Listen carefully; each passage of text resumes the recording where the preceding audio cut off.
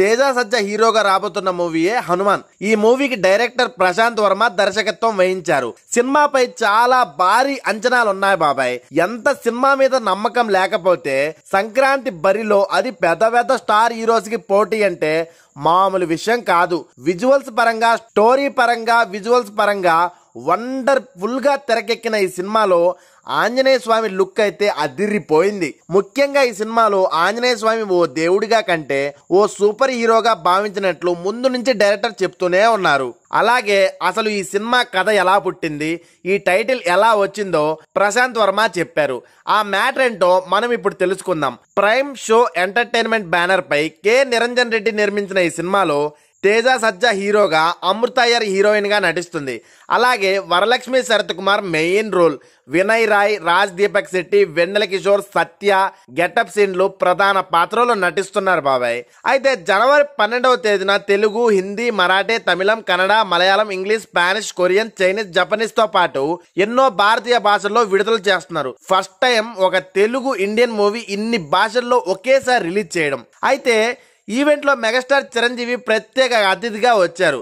ఈ క్రమంలోనే director Hanuman title గురించి షాకింగ్ కామెంట్లు చేశారు బాబాయ్. ఈ టైటిల్ ను చిరంజీవి నుంచి ఆయనకు తెలియకుండా తీసుకున్నారంట. దీని గురించి చిరంజీవి హవాక్కయ్యారు. చిరంజీవి ముందు నుంచి ఆంజనేయ స్వామి వారి భక్తులు కాగా ఓ కార్యక్రమంలో అదే విషయం చెప్పారు. సమంత హోస్ట్ గా వచ్చిన సామ్ జామ్ ప్రోగ్రామ్ లో మీకు నచ్చిన శక్తి ఏది అనగా చిరంజీవి గారు చిరు ఆంజనేయ శామ్ పేరు చెప్పారట. అలా కాదు, సూపర్ హీరోస్లలో అని శామ్ అనగానే హనుమాన్ అని మెగాస్టార్ వివరించారట. అది చూసిన డైరెక్టర్ ప్రశాంత్ వర్మ దాన్నే తన సినిమాకు పక్కా వర్కౌట్ అవుద్దని పేరుగా పెట్టుకోవాలని డిసైడ్ అయ్యారు. దాన్నే టైటిల్ గా పెట్టి సినిమా కూడా తీశారు. అది మనందరికీ తెలిసిందే. అయితే తన నోటి వెంట వచ్చిన ఆ పదాన్ని టైటిల్ గా పెట్టుకున్నారని చిరంజీవి, ఏంటి ప్రశాంత్ నిజమా, నిజంగా నాకు తెలియదే వర్మ అని చిరు చెప్పారు. కానీ యాదృచ్ఛికంగా తన నోటి నుండి వచ్చిన ఆ పేరునే సినిమా టైటిల్ గా పెట్టడం చాలా సంతోషంగా ఉందని చిరంజీవి చెప్పారు. తనకు ఆంజనేయ స్వామి అంటే చాలా ఇష్టమని, కాకపోతే తానెప్పుడు గుడులకు వెళ్లడం, పూజలు చేయడం వంటివి చేయనని అన్నారు.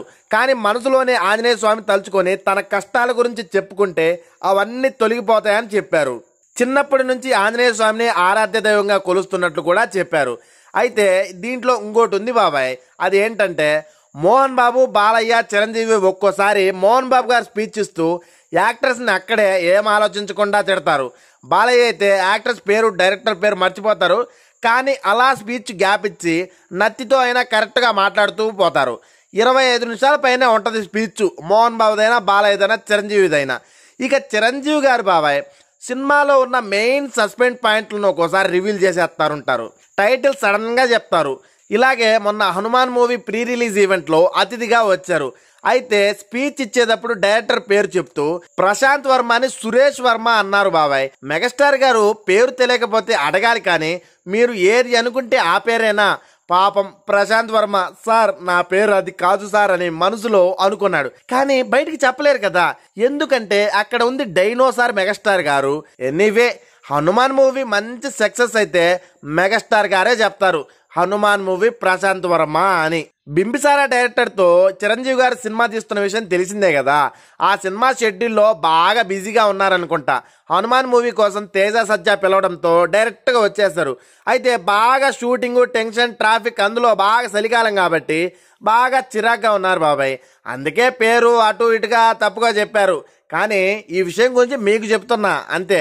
ప్రశాంత్ వర్మ అని సురేష్ వర్మ అన్నప్పుడు చిరంజీవి రాక్, ప్రశాంత్ వర్మ షాక్. ఈ వీడియో గురించి మీ ఒపీనియన్ ఏంటో అలా కామెంట్ చేసి మన ఛానల్ని సబ్స్క్రైబ్ చేసేయండి బాబాయ్.